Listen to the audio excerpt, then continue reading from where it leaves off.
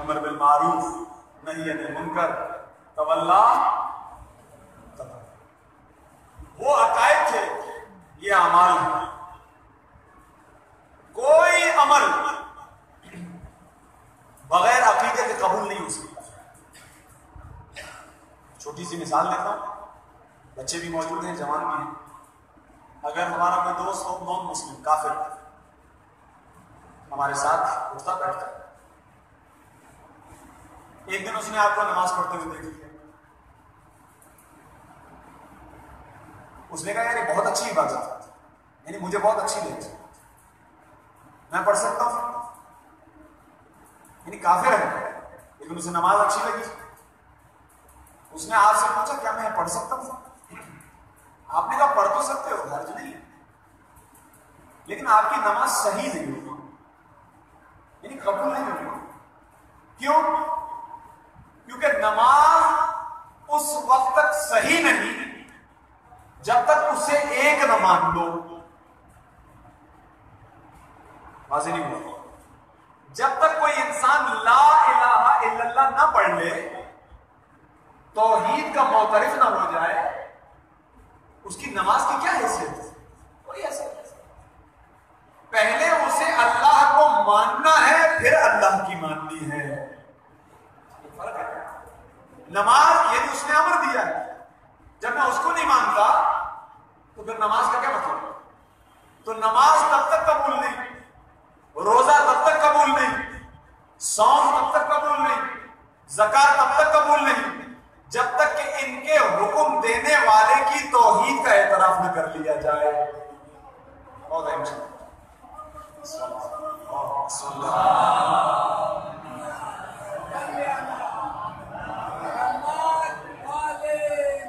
تو یہ جتنے بھی اعمال ہیں جنہیں آپ فروعات دین کہتے ہیں، یہ بغیر عقائد کے صحیح نہیں، اور انہی عقائد میں تیسرا مرحلہ ہے امامت کا۔ یہیں پر زیادہ یہ بات واضح ہو جاتی ہے ولایت۔ اب آئیے آپ کی خدمت میں پانچویں امام کی ایک حدیث جو پورے دین کا پورا خلاصہ۔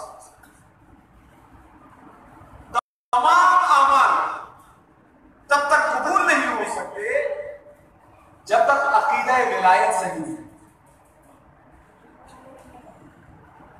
ایک جاگتی ہوئی صلوات پڑھیے گا، اللہ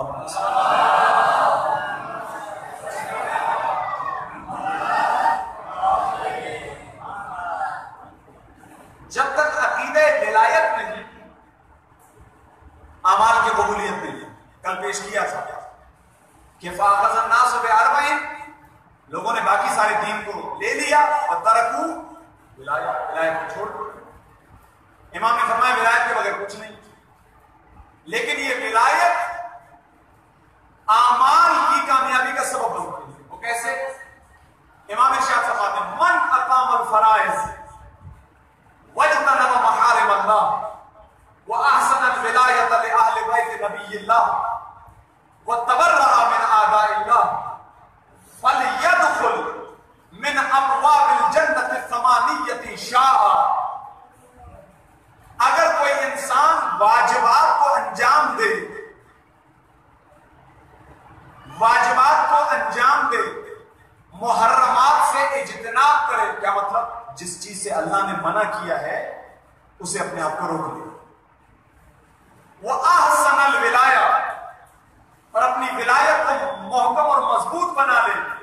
کس کی ولایت؟ لأہل بیت نبی اللہ، اللہ کے نبی کی جو اہل بیت ہیں اس کی ولایت کو مضبوط بنا لے۔ وتبرأ من اعداء اللہ، اور اللہ کے دشمنوں سے بیزاری کا اعلان کر لے۔ اعمال بھی ہیں، ولایت بھی ہے، محارم سے کنارہ کشی بھی ہے، تبرہ بھی ہے۔ جب یہ چاروں چیزیں جمع ہو جائیں کسی میں، فَلْيَدْخُلْ من ابواب الجنت الثمانیۃ شاء، اب وہ جنت کے 8 دروازوں میں سے جس دروازے سے بھی داخل ہونا چاہے چلا جائے۔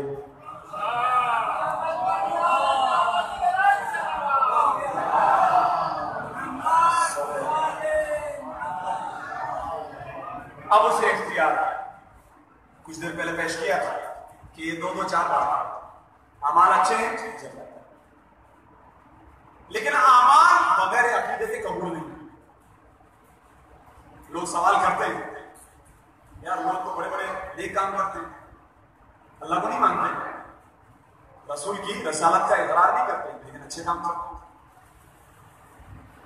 کسی یتیم کی پرورش کر دی, کسی بیوہ کے گھر میں رزق پہنچا دیا, کوئی چیریٹی وغیرہ ایسی قائم کرتے جہاں پر جن بزرگوں کو بچے نکال دیتے ہیں ان کو وہاں پالتے ہیں. ایک سلسلہ ہے کہ اسکول کھول لیا جہاں غریبوں کے بچے پڑھتے ہیں. اعمال تو اچھے ہیں, سارے اعمال اتنے اچھے ہیں کہ اگر وہ انسان کرے جس کا عقیدہ صحیح ہے تو میں اور آپ اس کے ثواب کا اندازہ نہیں لگا سکتے. لیکن جو اس کو نہیں مانتا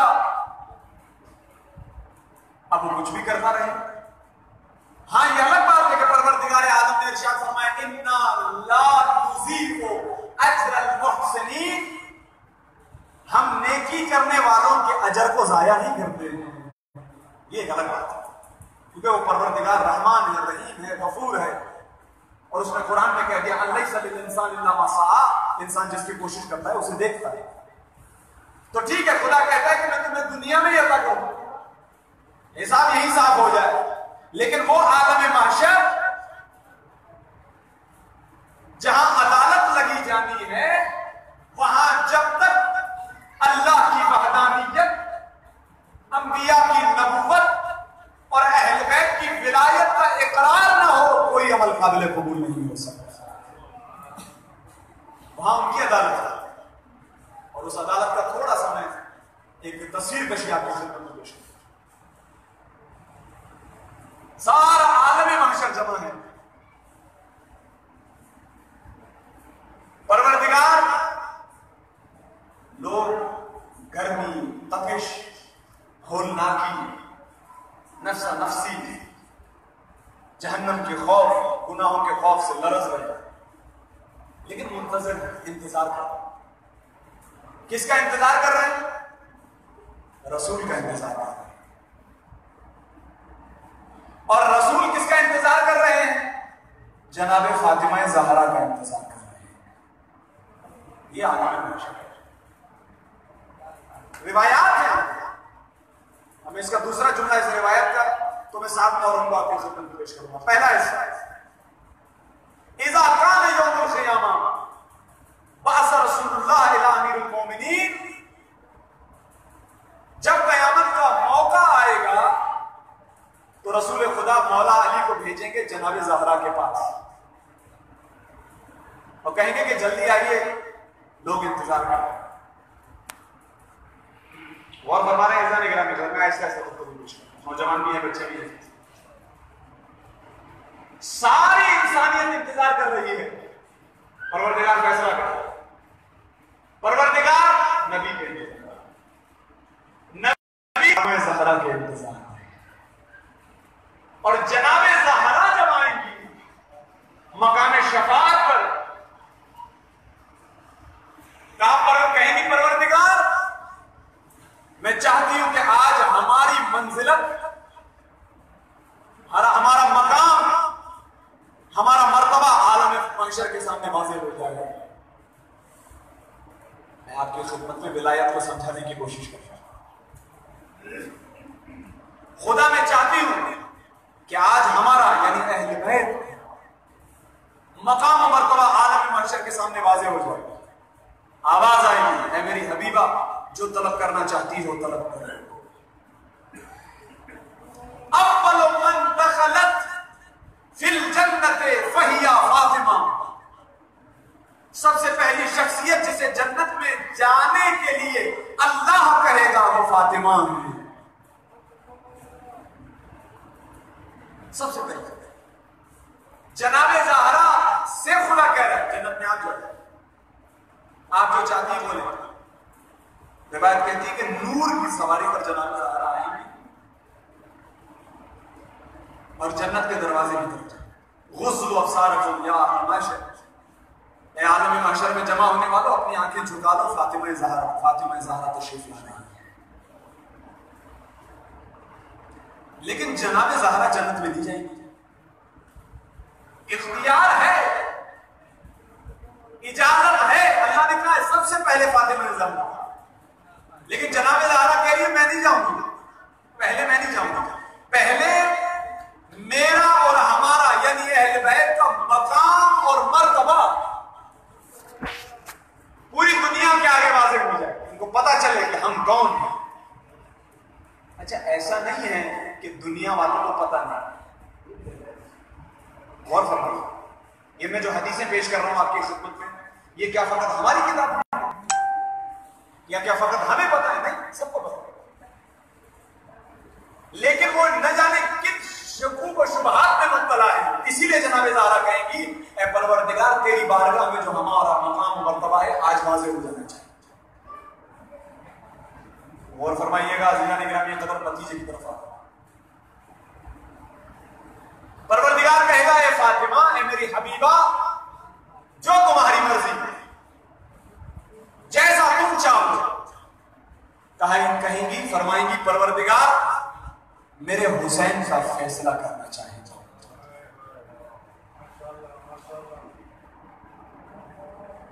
میں اس عالم محشر میں اپنے بیٹے حسین کا فیصلہ کرنا چاہتا ہوں۔ اب یہاں سے جو روایت کا طول ہے وہ 7ویں ہوگا، حضرت عباس کے سلسلے میں پیش کرنا۔ تو یہ دنیا ہے کہ جس میں ہمیں موقع ہے کہ سارے اعمال ایک طرف، ولایت ایک طرف، اعمال عمل سے تعلق رکھتے ہیں، ولایت عقیدے سے تعلق رکھتے ہیں، اور یہ ساری چیزیں چھٹے امام حضرت امام جعفر صادق علیہ السلام۔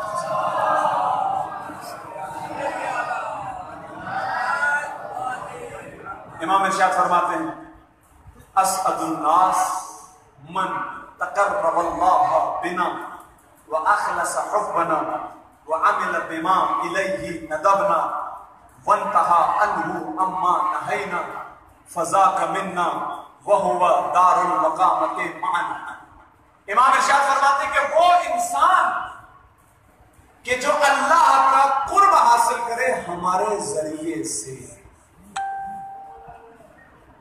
آپ دیکھیے نا یہ احسان فراموشی ہو جائے، اللہ نے اپنا تعارف کروایا اہل بیت کے ذریعے،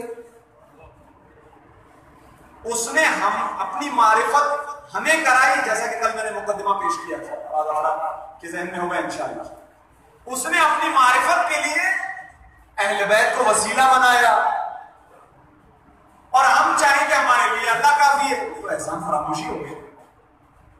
وہ خود ہم تک آ رہا ہے اہل بیت کے ذریعے، اور ہم کہیں گے ہمیں اہل بیت نہیں چاہیے، ہم ڈائریکٹ اللہ کے۔ خدا نے کہا نہیں، ایسا نہیں ہو سکتا۔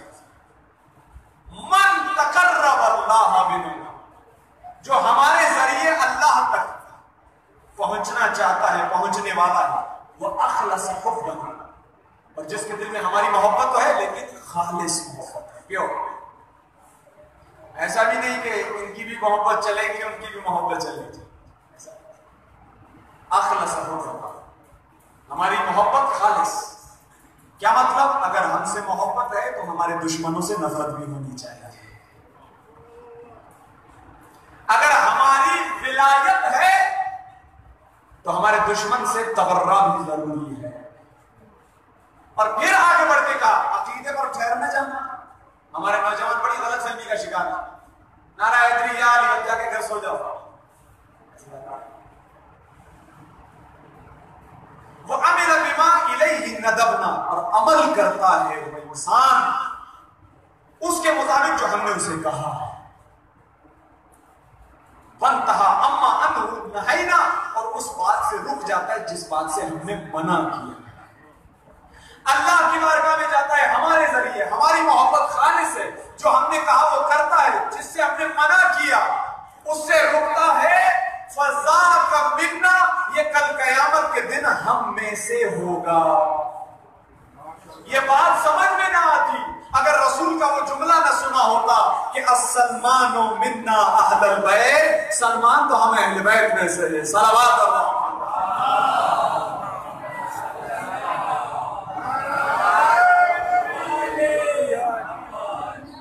ایک مرتبہ پھر نعرہ ہوتا ہے۔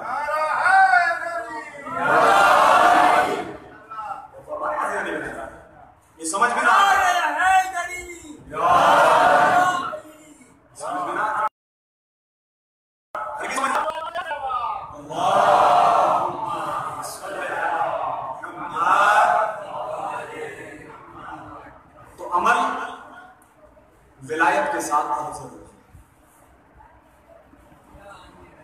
اب بتائیے میں عالم محشر میں حاضر جناب زہرا مقام شفاعت پر بیٹھے، نماز میرے نامہ اعمال میں نہیں، روزہ میرے نامہ اعمال میں نہ ہو. وہ جناب زہرا جو مقام شفاعت پر بیٹھی ہیں، ان کے بارے میں روایت ہے کہ جب رکوع کرتی تھی تو آپ کے پیر سوج جاتے تھے، ورم آتا تھا. وہ خود تو اتنی عبادت کریں اللہ کی، جبکہ وہ خود ان کی ولایت واجب ہے. وہی وہ ہستیاں ہیں جن کے صدقے میں پروردگار عالم نے کائنات کو خلق کیا. ہمیں جو رزق ملتا ہے وہ انہی کے وجہ سے ملتا ہے. ہم جو سانسیں لے رہے ہیں یہ انہی کا صدقہ ہے. اتنے احسانات ان کے، اتنا مقام و منزلت ان کا، لیکن اس کے باوجود کبھی عمل کے میدان میں کمزوری نہیں ہے. اور ان کی میں کیا بات کروں، جو بھی ان کی ولایت میں داخل ہو جاتا ہے پھر وہ عملی طور پر کمزور نہیں ہوتا. مجھے نہیں معلوم کہ وہ کون افراد ہیں جو ممبر سے اس طرح کی باتیں کرتے ہیں اور نیچے والے قبول کر لیتے ہیں کہ بھئی بس ولایت آ گئی تو اب کسی چیز کی ضرورت ہو. وہ کیوں کرتے ہیں، اس غلط فہمی کا کیوں شکار ہوتے ہیں؟ یہ آخری جملہ پیش کر رہا ہوں، رد مسائل بھی ہو جائے گا. مثلاً آپ نے ایک حدیث سنی ہوگی جو رسول خدا سے نقل ہے، درود بھیجیے محمد مصطفیٰ صلی اللہ علیہ وسلم.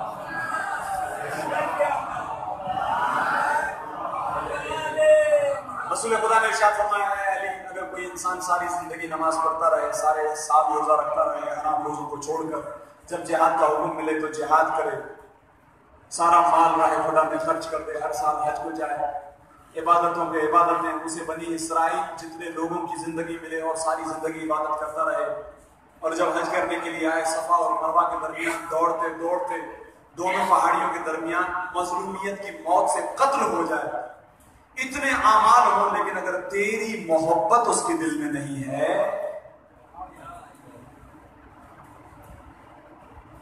تو اس کے سارے اعمال بیکار. اب یہ جو ایسی حدیثوں سے وہ جو بہت زیادہ انٹیلیجنٹ اور ہوشیار بننے کی کوشش کرتے ہو، کیا کہتے ہیں ارے اتنی عبادت ہے، اور اگر فقط علی کی محبت نہیں تو ساری عبادت ہے. اس سے اچھا ہے ساری عبادتیں تو چھوڑو، ڈالو جہنم میں، مولا علی سے محبت کر لیتے ہیں. یہ فکر کی غلطی ہے، جہالت. فکر کی غلطی ہے، جہالت. اسی لیے کہ جہاں ولایت آ جاتی ہے وہاں عمل میں کمزوری نہیں ہوتی ہے. شب ضربت میرے مولا صبح صادق کو دیکھا تو گفتگو کی، کہا اے صبح صادق، جب اذان آتی ہے فجر کی، گواہ رہنا کہ تو نے علی کو کبھی سوتا نہیں پایا. ہمیشہ میں نے تجھے اپنی آنکھوں سے دیکھا ہے طلوع کو. اور پھر آئیے جو ماننے والے ہیں ولایت، میں نے آج حضرت حبیب ابن مظاہر کی گفتگو پیش نہیں کی، کل کرنا، لیکن میں آپ سے سوال کرتا ہوں، کل ہی پیش کیا تھا، تھوڑا سا ٹیسٹ بھی ہو گیا. کوفے والوں نے مولا امام حسین کو کتنے خط لکھے؟ 18,000 خط. کوفے والوں نے مولا حسین کو 18,000 خط لکھے، لیکن مولا حسین نے کسے خط لکھا؟ حبیب ابن مظاہر.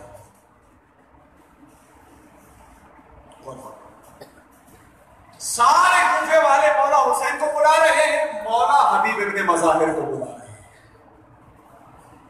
کیا فقط حبیب کے پاس ولایت تھی اور کچھ نہیں تھا؟ کہیں دنیا اس غلط فہمی کا شکار نہ ہو جائے، اسی لیے مولا نے تصدیق کی، ایک مہر بھی ثبت کی. کب؟ جب جناب حبیب گھوڑے سے گرے زمین پر. کہا السلام علیکم یا ابا عبداللہ. میرے مولا دوڑے ہوئے آئے, حبیب کو اپنے زانوں میں لیا اور کہا اے حبیب اللہ تجھ پر رحم کرے, تو ایک رات کے اندر پورے قرآن کی تلاوت کیا کرتا تھا. یہ ہے ولایت ہے تو عمل بھی ہے, اور جب ولایت کے ساتھ عمل اس مقام تک پہنچ جاتا ہے تو پھر نماز کے بعد الاجل الاجل امام کہنے کی ضرورت نہیں ہے, زمانے کا امام خود چلا آتا ہے ملاقات کرنے کے لیے. بس اسی لیے یہ شب, یہ عزاداری, یہ محرم کی راتیں نہ فقط ولایت اہل بیت سے متمسک ہونے کی شب ہے, بلکہ ساتھ ساتھ اپنے آپ کو مضبوط کرنے کی شب ہے, عملی کی. کیونکہ کربلا میں لشکر یزید کے اندر ایسے لوگوں کو دیکھا گیا کہ جو رو بھی رہے تھے. مثال لیتے امام حسین جب شہزادے علی اصغر کو لے کر آئے, امام نے کہا مجھ پر رحم نہیں کرتے ہو, بچے پر رحم کرو. روایت کہتی ہے کہ دشمنوں کے لشکر کے لوگ منہ پھیر پھیر کر رو رہے تھے. عمل نہیں تھا, بس عمل کی کمزوری تھی. اور انسان غلط فہمی کا شکار نہ رہے کہ جس مقام پر میں آج ہوں ہمیشہ اس مقام پر رہوں. مولا علی کا قاتل ابن ملجم مولا علی کا صحابی تھا. جنگ صفین, جنگ جمل میں میرے مولا کے ساتھ تھا. 10 مرتبہ میرے مولا علی نے اس کے ہاتھ اس سے بیعت کی. تم ملجم کے بیٹے ہو, میرے ہاتھ پر بیعت کرو. ارے مولا میں نے ابھی تو بیعت کی نہ, کہا دوبارہ بیعت کرو. لہذا انسان کو ہر لمحے دعا کرنی چاہیے کہ پروردگار ابھی میرے دل میں محبت تو ہے, لیکن خدایا مجھے اس محبت پر باقی رکھنا. زندگی کی آخری سانس تک قدم ڈگمگانے نہ پائے. اسی کربلا کے اندر ایسے افراد بھی تھے کہ جب امام نے کہا کہ یہ لوگ تو مجھے قتل کرنا چاہتے ہیں, تم جانا چاہو تو چلو.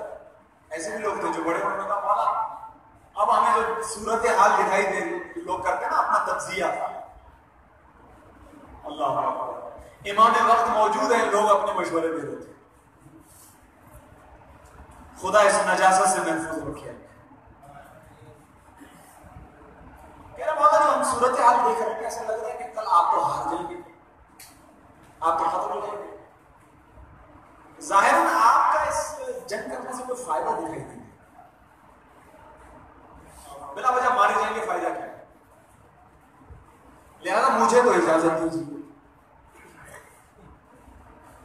تھوڑی دیر کے لیے سوچیے کہ کل یہ جب یہ عالم محشر میں جناب زہرا کے پاس آئے گا اور اسی مجمع میں ولایت کو قبول کرنے کے بعد عملی طور پر ایسی مثالیں بھی موجود تھیں کہ جن کو میرے مولا نے کہا میں تمہارے جنت کی ضمانت لیتا ہوں, چلے جاؤ. لیکن انہوں نے پھر کہا مولا اگر 1000 بار بھی زندگی ملے تو آپ کے نام پر قربان کر دیں گے. یہ ہے ولایت کے بعد پھر انسان سمجھ جاتا ہے کہ اس جان پر میرا حق نہیں ہے, حسین کا حق ہے. بس اسی حق کا فیصلہ کر چکے تھے جناب مسلم اور ان کے بچے. روایت کہتی ہے کہ 4 بیٹے تھے جناب مسلم کے, 4 بیٹے. 2 کا نام تاریخ میں آیا ہے, ابراہیم, محمد. بڑے کا نام ابراہیم, چھوٹے کا نام محمد. اور اس سے 2 اور چھوٹے بیٹے تھے, ان کے نام تاریخ میں نہیں ہے. یہ جو بڑے بیٹے ہیں 2 محمد اور ابراہیم, یہ جناب مسلم ابن عقیل کے ساتھ جب جناب مسلم کوفے گئے تھے تو یہ ساتھ گئے, کوفے ساتھ گئے. 9 ذوالحجہ کو جناب مسلم کی شہادت ہے. ابھی مجلس ہوئی تھی کچھ دنوں بعد. جناب مسلم کی شہادت کے بعد ان کے دونوں بچے گرفتار کر لیے گئے اور 1 سال کے بعد 22 ذوالحجہ کو یہ دونوں بچے شہید کر دیے گئے. یہ 1 سال کہاں تھے دونوں بچے؟ ابن زیاد کی قید میں تھے. ان دونوں بچوں کا تھوڑا سا تعارف سن لیجئے تاکہ مصائب کے لیے آپ آمادہ ہو جائیں. یہ مسلم کے بیٹے ہیں. مسلم کون ہے؟ مولا علی کے بھتیجے بھی ہیں, مولا علی کے داماد بھی ہیں. مولا علی نے جو شادی جناب ام البنین سے کی تھی اس سے ایک بیٹی پیدا ہوئی, اس کا عقد مولا علی نے جناب مسلم سے کیا. تو یہ دو شہزادے جن کے مصائب آپ کی خدمت میں آج پیش کر رہا ہوں یہ مولا علی کے نواسے ہیں, اہل بیت کے خاندان سے. 2 بچے مولا حسین کے ساتھ کربلا میں تھے کیونکہ جناب مسلم کی زوجہ وہ امام حسین کے لشکر میں تھی. مولا حسین کی بہن بھی ہے باپ کے لحاظ سے. اور 2 بیٹے یہ جن کا ذکر میں آپ کی خدمت میں کر رہا ہوں یہ جناب مسلم کے ساتھ ابن زیاد کی قید میں 1 سال تک قید رہے. آپ بچوں والے بھی ہیں, آپ کے 9 اولاد بھی ہیں. آپ سے ایک سوال کرتا ہوں کہ اگر آپ کا بچہ بھوک کی شدت میں ہو تو کیا ایک نوالا بھی آپ اپنے حلق سے نیچے اتار پائیں گے؟ اب محسوس کیجیے. روایت کہتی ہے کہ ابن زیاد کی قید میں ان دونوں بچوں کو 24 گھنٹے میں فقط 1 روٹی دی جاتی تھی. 1 روٹی. چاند سے بچے تھے لیکن غذا کی قلت, پانی فقط اتنا کہ زندہ رہ سکے. اہل بیت کی مصیبتیں کم نہیں ہیں زندہ نہیں رہنے. تبھی تو جناب زہرا کہیں کہ پروردگار میں جنت میں نہیں جاؤں, پہلے میرے حسین کا فیصلہ ہو جائے. میری اولاد نے کیا کہنا تھا, میرے بچوں کا کیا قصور تھا, یہ میرا فیصلہ تو ہو جائے پروردگار پھر جنت. دونوں شہزادے چاند سے مرجھا گئے. ایک رات چھوٹے بچے نے خواب دیکھا. خواب میں اس نے دیکھا کہ نانا امیر المومنین مولا علی اور بابا مسلم دونوں ساتھ بیٹھے ہیں, باتیں چل رہی ہیں اور اتنے میں جناب مولا علی نے کہا اے مسلم تم تو ہم سے مل گئے, تمہارے بچے کب ہم سے ملاقات کریں گے؟ تو ہاتھوں کو جوڑ کر جناب مسلم کہہ رہے ہیں, یہ خواب بیان ہو رہا, ہاتھوں کو جوڑ کر جناب مسلم کہہ رہے ہیں اے امیر المومنین ابھی بس کچھ ہی دیر کے اندر میرے بچے بھی آپ کی خدمت میں پہنچ جائیں. بس چھوٹا بچہ گھبرا کر اٹھا, اہل بیت کے خاندان سے تھا نا, سمجھ گیا کہ موت کا وقت قریب آ چکا ہے.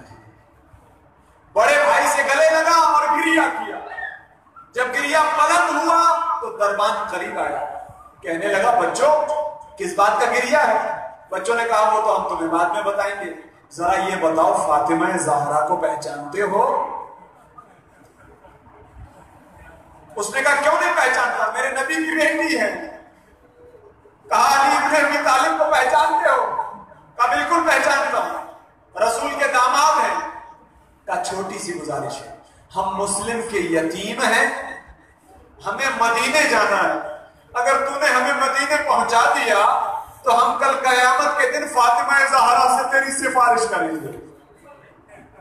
ہم کہیں گے کہ اس نے ہم پر رحم کیا, اے جناب زہرا آپ بھی ان پر رحم کیجئے. جناب زہرا کا نام آنا تھا, وہ مسلسل گریا کرنے لگا. اس نے زندان کا دروازہ کھولا, کہا بچوں میں مدینے تو نہیں پہنچا سکتا, اتنا کر سکتا ہوں کہ تمہیں زندان سے آزاد کر دوں, اب چاہے میری موت آ جائے. اور تاریخ لکھتی ہے اسے اسی جرم میں قتل کر دیا گیا.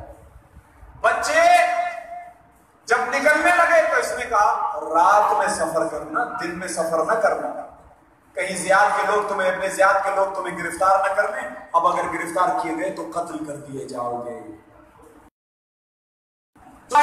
मुस्लिम के यतीम जिंदान से चले गए। इब्न ज़ियाद ने ऐलान किया, जो बच्चों को लेकर आएगा मैं इनाम दूंगा। ये बच्चे सारी रात कूफे की गलियों में दर बदर की ठोकर एक नहर के किनारे झाड़ियों में छुप कर बैठे। अब फिर रात आए तो सफर करें, कोई रास्ता मिल जाए, मदीने पहुंच जाए। रिवायत कहती है कि एक मोमिना नहर के किनारे पानी भरने के लिए आई और उसने इन दोनों बच्चों को देखा कि चांद से चेहरे हैं लेकिन सहमे हुए हैं। मोमिना करीब ही कहने लगी, बच्चों घबराओ नहीं, बच्चों घबराओ नहीं, बताओ तुम कौन हो? कहा हम मुस्लिम के यतीम हैं, मदीने से आए थे, हमारा बाबा इसी शहर में कत्ल कर दिया गया, एक साल हम जिंदान में थे, हमें जिंदान से रिहाई मिली है, हम मदीने जाना चाहते थे। उसने कहा मैं वादा करती हूँ तो मैं पहुंचाऊंगा, आज मेरे पास, मेरे घर चल दो, तेरे मेहमान बन दो।